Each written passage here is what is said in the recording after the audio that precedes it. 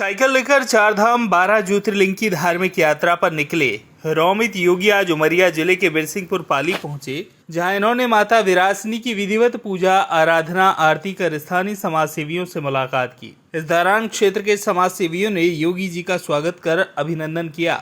ग्राम सीतल बाठी, जिला शामली, उत्तर प्रदेश निवासी रोमित योगी ने बताया कि मेरी यह धार्मिक और सामाजिक यात्रा बीते 12 मई 2024 को आरंभ हुई थी, जिसमें अभी तक 109 दिन के दौरान करीब 7000 किलोमीटर की यात्रा तय कर चुका हूं। श्री योगी ने बताया कि अभी मैं उत्तराखंड के काशी विश्वनाथ, देवघर, केदारनाथ बाबा, बैजनाथ धाम सहित अन्य धार्मिक स्थलों का दर्शन कर चुका हूं, जिसमें शहरी और ग्रामीण क्षेत्र के लोगों से मुलाकात कर सनातन संस्कृति से लोगों को जोड़ते हुए धर्म जागरण के लिए प्रेरित करने का काम कर रहा हूं। इन्होंने बताया कि मेरी यात्रा पूरे 1 वर्ष तक चलेगी, जिसका समापन जगन्नाथ स्वामी के दर्शन उपरांत नेपाल में भगवान पशुपतिनाथ के दर्शन पूजन कर करूंगा। रोमित योगी ने बताया कि अपने भ्रमण के दौरान पर्यावरण को सुरक्षित और संरक्षित करने की लोगों से गहन चर्चा कर चिंतन करने की अपील भी कर रहा हूं। बता दें कि इस दौरान नगर की मां विरासनी सेवा समिति के सेवादारों ने योगी का स्वागत कर उनके विचार सुने और उनकी इस यात्रा के उद्देश्य को समझा।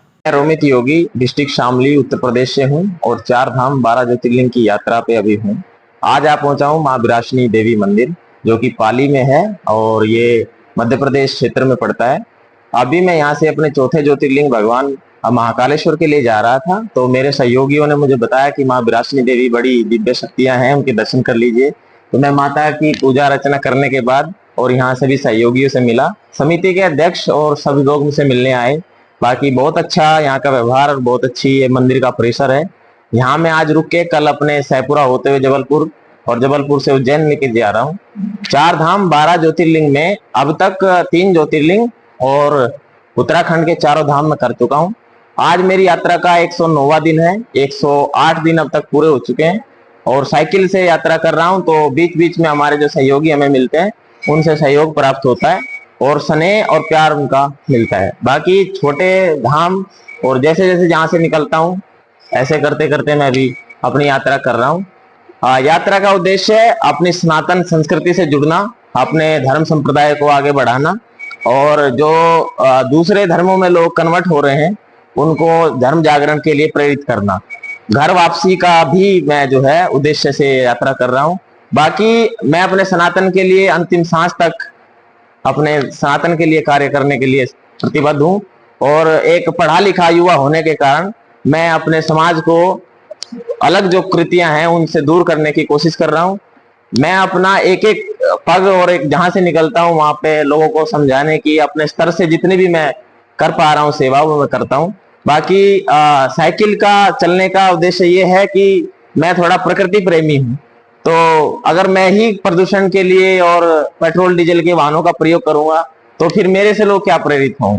इसलिए जितना भी मेरे से हो सकता है मैं अपनी प्रकृति के लिए भी बचाव कर रहा हूं और 60-70 किलोमीटर एक दिन में मैं यात्रा कर लेता हूं।